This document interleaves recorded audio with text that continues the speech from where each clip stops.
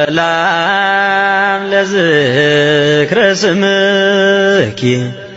ዘመን ክርጣይሙ መዝሙር 63 ንእግዚአብሔር ሃረር መባል ኦ አምላኽ ንስኻ አምላኸ ኢኻ አንጊሄ ደልየካ ኣለኹ ኣነ ናትካ ጽምኢ ያለኒ ከምቲ ደረቕን ቁጽን ምድሪ ማይ ዝጸምእ ኣነ ንዓኻ ሃረር ይብለካ ኣለኹ ኣብ መቕደስካ ሓይልኻን ክብርኻን ክርኢ ሃረር ይብል ኣለኹ ምሕረትካ ካብ ህይወት ይበልጽ እዩ እሞ ከመስግነካ እየ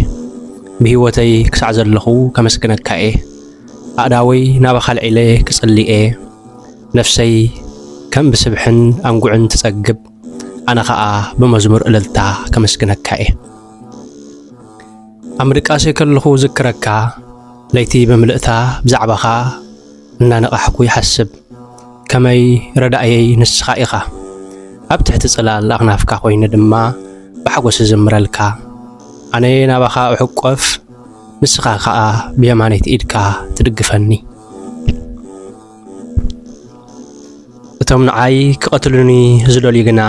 ኣብ መቓብር ኮርዱ እዮም ኣብ ውግእ ክመቱ እዮም ግደወኻሩ ክኾኑ እዮም ንጉስ ግና በኣምላኽ ክሕጐስ እዩ ነፍሱ ወከፍ ብስም ኣምላኽ ዝምሕል ዘበለ ከመስጉነ እዩ ሓፍ ኣብ ሓሰውቲ ግና ክዕበስ እዩ አሜን